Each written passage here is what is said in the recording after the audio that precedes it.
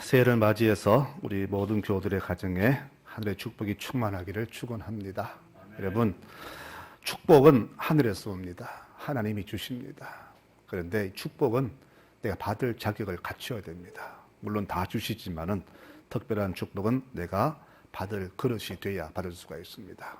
그 자격은 뭐겠습니까? 믿음에 충만합니다. 믿음이 충만할 때 하나님의 축복은 하염없이 부어집니다.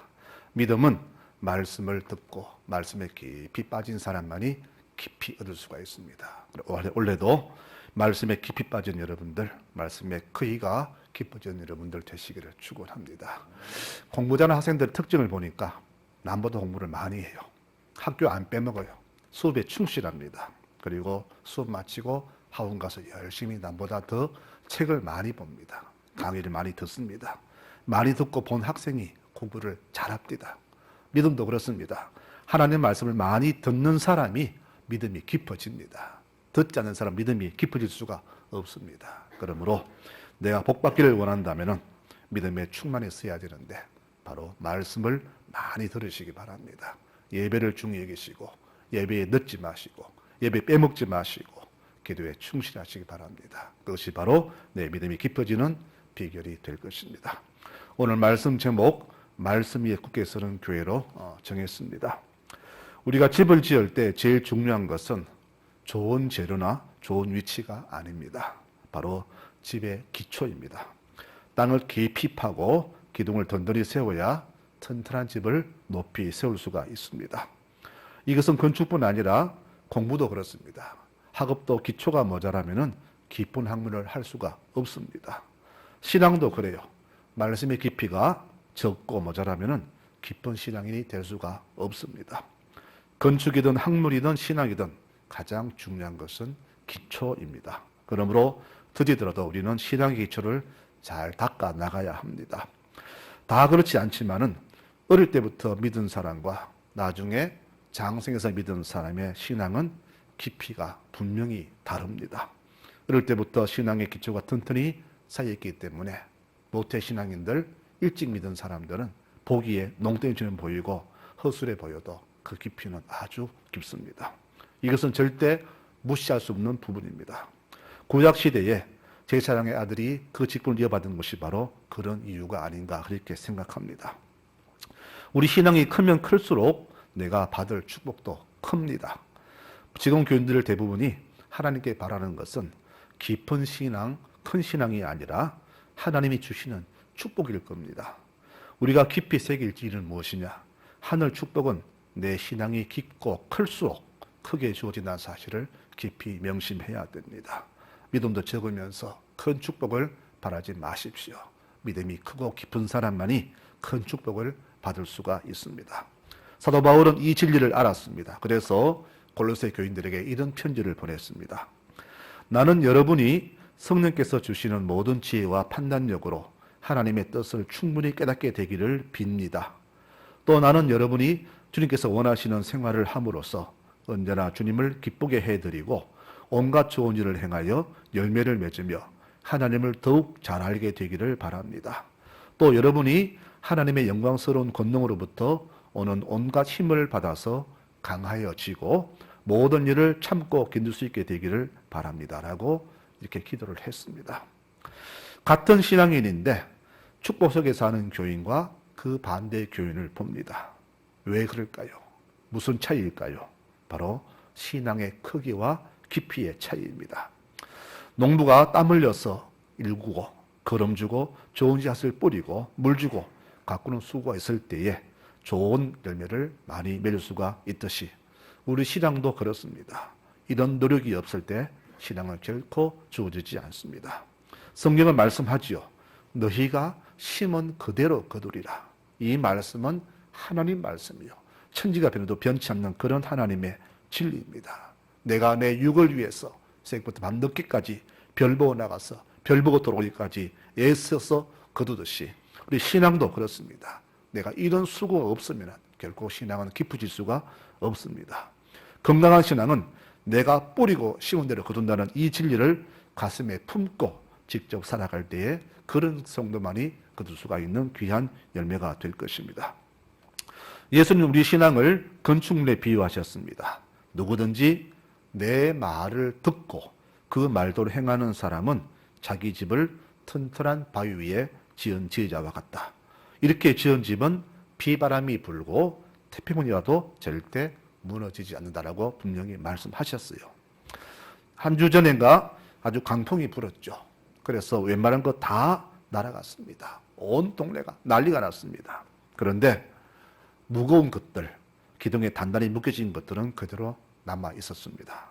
여기서 깨달은 것이 있는데 내 신앙도 크면 클수록 바로 웬만한 시험에는 넘어지지 않는다는 사실을 다시 한번 깨달았습니다. 내 신앙이 가볍습니까? 그러면 주님의 기둥에 나를 묶으면 됩니다. 기둥에 묶여진 것은 안 날아갔어요. 내 신앙이 무겁거나 아니면 죽게 매여 있으면 절대 날아가지 않습니다. 넘어지지 않습니다. 그래서 반석 위에 지은 집이란 뭐냐? 신앙의 기초가 튼튼함으로 아무리 센 바람이 불어도 끄떡하지 않는 신앙인을 비유하는 그런 말씀이 되겠습니다. 원래 표를 말씀 위에 굳게 쓴 교회로 이렇게 정한 이유는 우리 교우들의 신앙이 이렇게 굳센 믿음 위에 세워져서 세상의 어떤 풍파에도 끄떡하지 않는 견고한 신앙이 되었으면 하는 마음으로 이렇게 새해 표를 정했습니다.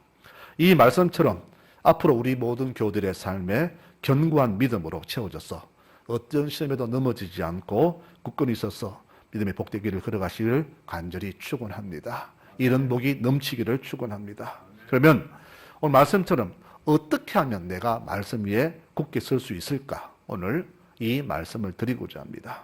그래서 말씀 위에 굳게 선다는 말은 첫 번째는 예수님을 절대적으로 신뢰하는 믿음을 가지자, 그런 뜻입니다. 믿음을 다른 말로 하면은 신뢰라고 할 수 있습니다. 사람 간에도 신뢰가 없으면 친구가 될 수가 없죠. 예수님과 우리 사이의 관계를 신뢰의 관계라고 합니다. 이것을 또 다른 말로 믿음이라 하는데, 믿음은 성경을 많이 알고 교리를 다 외우고 반듯하게 하고 정직하게 사는 것이 믿음이 아닙니다. 그런 성경 지식은 타 종교도 많이 압니다.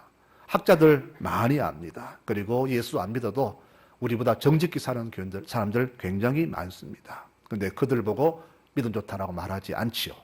그럼 믿음은 무엇이냐? 예수님만을 절대적으로 신뢰하는 겁니다. 그 신뢰 속에 그 무엇도 들어오지 않는 것이죠. 주님을 얼마나 깊이 신뢰하느냐에 따라서 우리 믿음이 크다 적다로 구분이 됩니다. 창세기 15장에 이렇게 말씀하세요.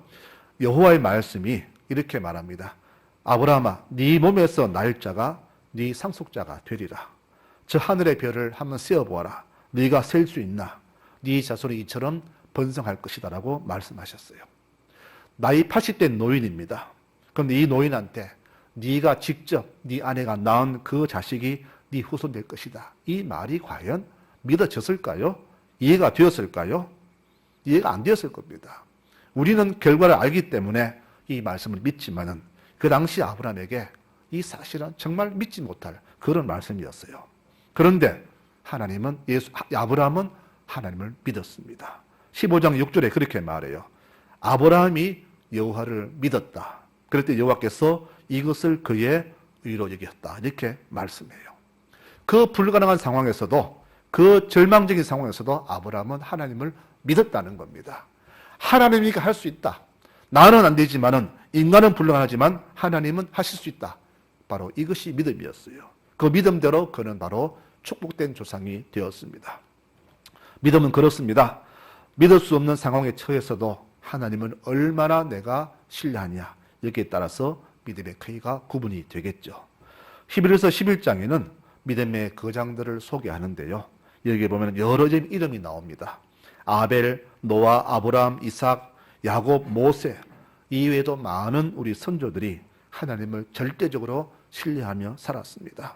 세상이 핍박해서도 세상이 이들을 감당하지 못했다고 그랬습니다. 왜? 하나님 믿으니까, 죽어도 구원받으니까, 부활하니까 이들에게 하나님 외에는 그 어떤 것도 두려운 존재가 없었습니다. 그 성경은 말합니다.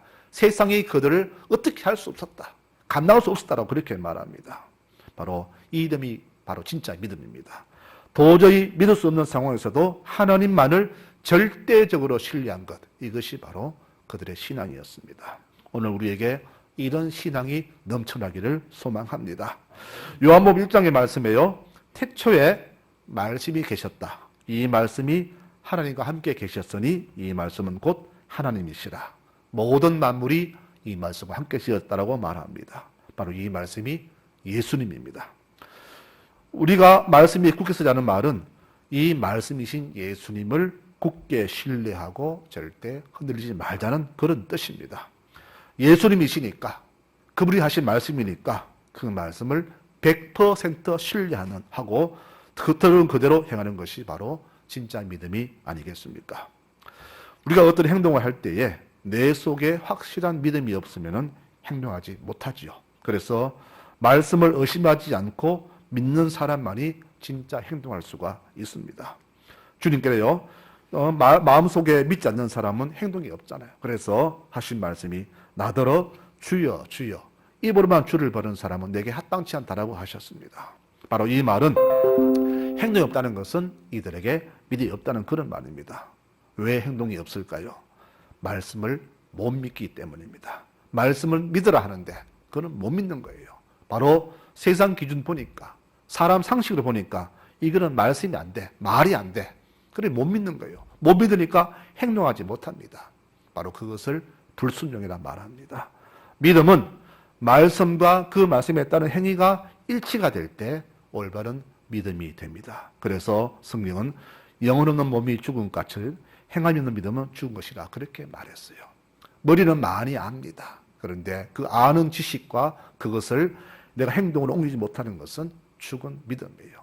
그러므로 살아있는 믿음, 참 믿음은 바로 내가 아는 것과 행동이 하나가 될 때 바로 이것이 올바른 믿음이 되는 것이죠. 그렇게 하기 위해서는 예수님을 절대적으로 신뢰하지 않으면 할 수 없는 그런 것이 된다는 겁니다. 참 믿음의 모습을 보여준 한 좋은 예가 있습니다. 바로 다니엘과 세 친구 이야기입니다.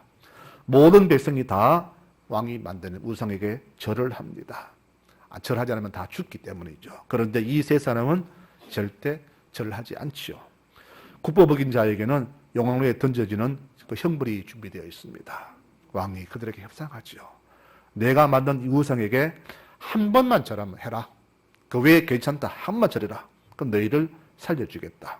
하지만 내 청을 거절하면은 내가 이 용왕로 속에 집어넣겠다. 이렇게 말합니다. 하나님이라도 너희를 구할 수 있겠느냐? 그 말을 떨죠. 이때 세 친구가 말을 합니다. 왕이시여, 우리는 이 문제 더 이상 들을 필요가 없습니다. 우리가 섬기는 하나님이 계신다면은 우리를 능히 살려주실 것입니다. 그러나 만일 하나님이 우리를 안 살려주셔도 우리는 괜찮습니다. 그래도 우리는 우상을 섬길 마음이 없습니다. 그러니 마음대로 하소. 이렇게 단번에 거절을 합니다. 여러분, 하나님을 절대적으로 신뢰하는 믿음이 있으면요, 두려움이 없어집니다. 주님, 지금 배가 침몰 직전인데 왜 주무십니까? 좀 해결해 보시지요. 너희가 왜 두려워하느냐? 너희 믿음이 겨우 이것밖에 안 되느냐? 주님의 책망이 주어졌습니다. 대신 사람이 믿음이 있으면요, 좀 많이 뻔뻔해집니다. 다시는 예수를 하지 말라는 그 관리들의 협박에 베드로와 제자들이 말합니다. 우리가 하나님 말 들을까? 너희 말을 들을까? 우리는 하나님 말씀만 듣고 행한다. 이렇게 급쟁이들이 어느 날 갑자기 믿음이 생기자 얼굴이 두꺼워졌습니다. 주님, 이 난리통에 잠이 옵니까? 도대체 정신이 있습니까? 배가 짙고 잠길 지경인데 예수님이 그 난리통에 잠자수셨던 것은 무엇입니까? 나와 함께 하시는 하나님을 절대적으로 믿는 믿음이 있었기 때문에 그 난리 속에서 그분은 잠을 잘 수가 있었던 겁니다. 주님, 제 입에 안 오셔도 됩니다. 안 오시고 말씀만 하십시오. 그럼 제 하인이 나을 겁니다. 저도 부하에게 명령하면 그가 따르고 저도 상관이 명령하면 따릅니다. 주님, 말씀만 하셔도 그 병이 나을 겁니다. 주님 감탄했죠. 내가 이런 믿음 처음 보았다. 우리가 말씀 위에 든든히 선다는 말은 하나님에 대한 신뢰가 절대 흔들리지 않는다는 말입니다. 교회마다 소란이 나고 분란이 생기고 분쟁이 생기는 이유는 하나님에 대한 믿음보다 자기가 만든 믿음으로 충만하기 때문입니다. 사람마다 얼마나 자기가 만든 믿음이 큰지요. 우리 교회 지금까지 이런 불상사는 없었지만은 앞으로도 이런 불상사가 없는 모든 날들이 되었으면 좋겠습니다. 교회마다 왜 불평할까요? 그 교회의 특징이 뭘까요? 바로 믿음이 적어서 그렇습니다. 하나님 신뢰하는 믿음이 있다면 절대 그렇게 할 수가 없겠죠. 내가 주만 바라보고 주만 절대적으로 신뢰한다면 교회에서 내 목소리, 내 주장은 사라질 수밖에 없을 것입니다. 사실 우리 눈으로 주를 보지 못했습니다. 그렇다고 기도할 때마다 음성 주시는 분도 아닙니다. 하나님은 희한한 분이에요. 저도 음성을 들었지만은 딱 한 번 듣고는 끝났습니다. 더 이상 안 들려주세요. 그런데 매일 음성 듣기를 듣기를 원하는 사람도 많더라고요. 하나님은 한 번 들려주시더라고요. 이런 상황 속에서 하나님을 어떻게 내가 믿을 수 있을까? 극적인 상황인데 이런 상황에서 내가 하나님을 과연 믿을 수 있을까? 이런 것이 갈등이 굉장히 많이 생깁니다. 아마 여러분들도 그런 생각을 많이 했을 겁니다. 이렇게 믿었는데 하나님 안 도와주셨네. 과연 계신 건 맞나? 정말 이런 데도 하나님 믿을 수 있을까라는 그런 의심이 들 때가 굉장히 많았을 겁니다. 그러나 믿음은 그럼에도 불구하고 하나님을 신뢰하는 것이 바로 진짜 믿음입니다. 히브리서 11장에 아주 재미있는 얘기가 있습니다. 아브라함은 시험을 받을 때에 믿음으로 이삭을 드렸으니 그는 약속을 받은 자로 돼 그 약속으로 외아들을 드렸다 그랬습니다. 그에게 이미 말씀하시기를 네 자손이라 칭할 자는 이삭이다 하셨으니 그가 하나님이 능히 이삭으로 죽은 자 가운데서 다시 살리실 것을 믿었다 그랬습니다. 이게 무슨 말이냐? 아브라함에게 아들을 바치라 했습니다. 네, 그는 아들을 바쳤습니다. 그때 그 심정이 성경에 있지는 않습니다. 그런데 훗날 히브리서 기자가 그 아브라함의 심정을 이렇게 해석했어요. 무슨 말이냐? 하나님이 아들을 주셨으니 아들을 바치라 하시면 그를 죽여도 다시 살려주실 것이다. 이렇게 믿었다는 겁니다. 하나님 무슨 이야기입니까? 아들을 왜 주게 됩니까? 이렇게 불평하지 않고 하나님이 주신 아들이니까 내가 불가능 속에서 얻은 아들이니까 하나님 주셨으니까 아들을 바쳐도 이삭을 다시 살려주실 것이다. 왜? 이 이삭을 통해서 후손이 번성하고 약속하셨기 때문에 하나님 믿기 때문에 아들을 능히 바칠 수 있었다는 겁니다. 바로 이런 신뢰가 믿음이 아니겠습니까? 저는 우리 성날역의 모든 교우들이 이 아브라함처럼 이런 귀한 믿음으로 굳게 서가는 교우들이 되시기를 축원합니다. 여러분 믿음으로 굳게 서야 됩니다. 하나님이 안 보여도 안 들려도 하나님은 계십니다. 내가 의심해도 내가 부정해도 하나님은 살아 존재해 계시는 영원한 하나님이십니다. 이 하나님을 굳게 믿고 신뢰하는 것이 바로 믿음입니다. 이 한 해에는 이런 믿음으로 살아가시는 우리 모든 교우들이 되시기를 축원합니다. 이것이 바로 말씀 위에 굳게 서는 믿음을 말합니다. 두 번째로는 내가 들은 말씀대로 실천하는 것이 말씀 위에 굳게 서는 겁니다. 행동은 마음의 결정이 되어야 행동할 수 있죠. 그래서 말씀대로 행동한다는 것은 말씀에 대한 신뢰가 없으면 절대 할 수가 없습니다. 믿음을 행동으로 못 옮기는 이유는 뭐냐? 하나님을 신뢰하지 못하기 때문입니다. 아브라함이 믿음의 사람으로 인정받은 이유는 바로 그 믿음에 따른 행동 때문입니다. 만약 아브라함이 믿기만 하고 행하지 않았다면 믿음의 조상이라 할 수 없었을 겁니다. 그가 고향 떠난 그 자체가 바로 믿음이 있었다는 말입니다. 하지만 하나님께서는 중간중간에 계속해서 그의 믿음을 시험하셨습니다. 그도 많이 무너졌습니다. 네 아내가 아들 낳을 것이다. 그것을 못 믿어서 종을 통해서 아들을 낳기도 했고요. 기근나자 애고 도망가기도 했고요. 자기 살기 위해서 아내가 아니라 내 여동생이라고 속이기도 했고, 아무튼 아브라함도 수한 모습 많이 보였습니다. 저런 사람이 어떻게 하나님 믿는 사람일까 할 정도로 그는 물음표가 많은 사람이었지만은 그래도 하나님께서는 그를 붙드셨고 아브라함은 믿음을 다시금 회복했습니다. 그러다가 마지막으로 도저히 할 수 없는 것을 요구받죠. 아들을 바쳐라. 바로 아들을 죽이란 말입니다. 그런데 그는 하나님 말씀에 절대적으로 순종하더라고요. 아들을 찌르려고 할 때 하나님 만류합니다. 그 아이에게 손을 대지 말아라. 그에게 아무것도 하지 말아라. 네가 아들 독자까지도 아끼지 아니했으니 네가 이제 하나님을 경외한 줄 아노라. 그때부터 하나님은 진짜 아브라함을 믿게 되었습니다. 내가 내 이름을 걸고 맹세하노라. 네가 이같이 네 아들도 아끼지 아니했으니 내가 너에게 큰 복을 주고 후손을 번성케 하겠다라고 주님 큰 축복을 약속하십니다. 믿음의 크기만큼 그가 받은 축복 너무나 크습니다. 그의 후손에서 하나님 나라가 세워지고 후손에서 왕이 세워졌습니다. 그뿐이 아닙니다. 아브라함이 믿음으로 아들을 바친 것처럼 하나님도 당신의 외아들 예수님을 우리에게 선물로 주셨습니다. 입으로는 누구든지 하나님 잘 믿을 수 있습니다. 말로는 누가 못 믿습니까? 그러나 진정 믿음은 내 알고 믿는 것을 실천하는 행동이 아니겠습니까? 내 친한 사람에게 돈도 잘 빌려주고 자주 만나고 밥도 잘 먹죠.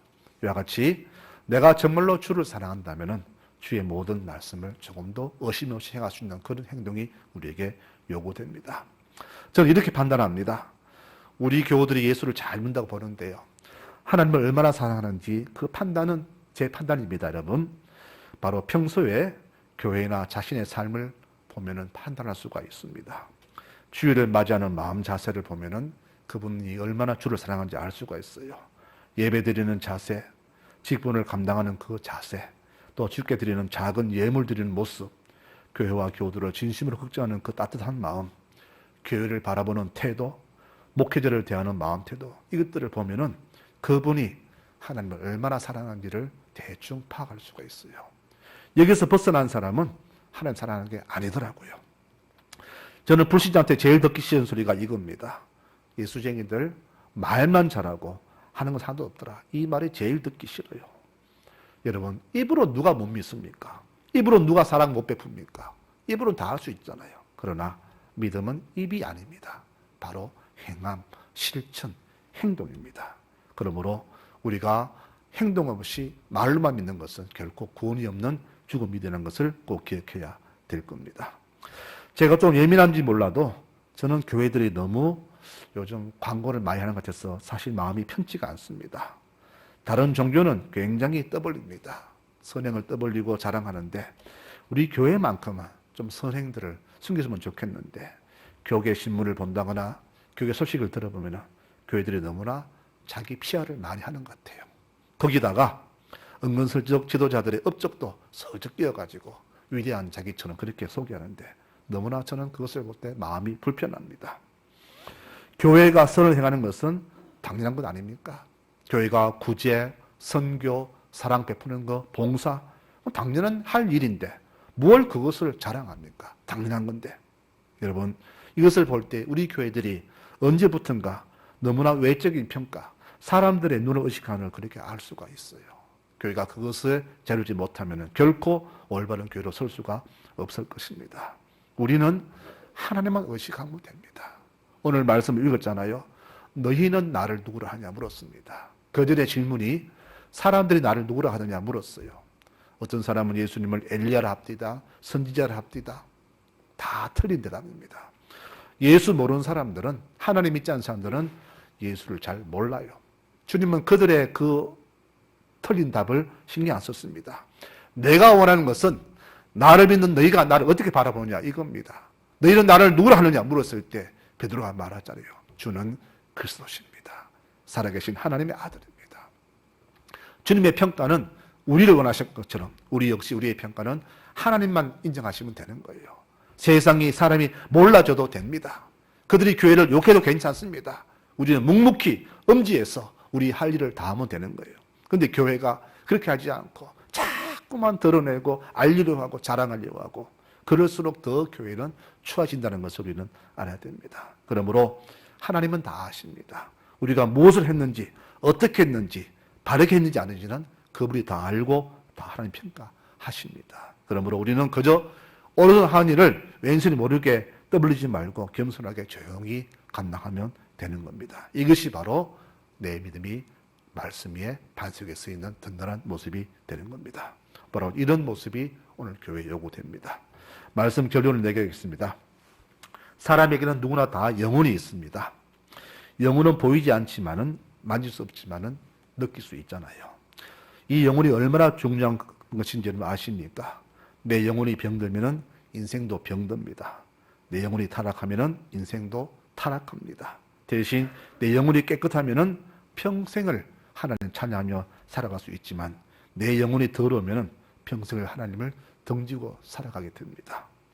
다윗은 범죄 후에 이렇게 기도했습니다. 하나님, 내 속에 깨끗한 마음을 창조해 주십시오. 내 안에 정직한 영을 새롭게 해 주십시오. 나를 쫓아내지 마시고 성령을 거두지 마십시오라고 기도했습니다. 그만큼 우리 영혼은 소중한 하나님의 선물입니다. 근데 이 영혼에 무게가 있을까요? 영혼은 잡히지 않는데, 보이지 않는 무게가 있을까요? 무게가 있습니다. 미국 MIT 병원에 덩컨이라는 의사가 결핵 환자가 죽을 때 그 10명을 순간으로 몸무게 쟀는데 임종 순간에 21g이 빠지는 것을 발견했습니다. 훗날 스웨덴의 룬데 박사도 똑같은 시험으로 똑같은 결과를 얻었습니다. 그래서 영혼의 무게는 21g이라 그렇게 말을 합니다. 그럼 여러분, 우리 영혼의 무게가 무거운 게 좋을까요? 가벼운 게 좋을까요? 물살이 아주 센 냇가나 강을 건널 때 여러분 어떻게 합니까? 주로 무거운 돌을 안고 건너면 건널 수 있죠. 여러 사람이 손을 잡고 건너가면은 안 무너지고 건너갈 수 있죠. 그렇습니다. 내 영혼의 무게가 적으면은 쉽게 넘어집니다. 그러니까 내 영의 무게가 크고 깊을수록 우리는 시험에 견딜 수 있습니다. 영혼의 무게만큼 내 신앙의 무게도 나아간다는 사실을 명심하시기 바랍니다. 내가 너의 고백 위에 교회를 세우겠다. 이 반석은 예수님이 나의 구주 되심을 고백하는 믿음의 고백입니다.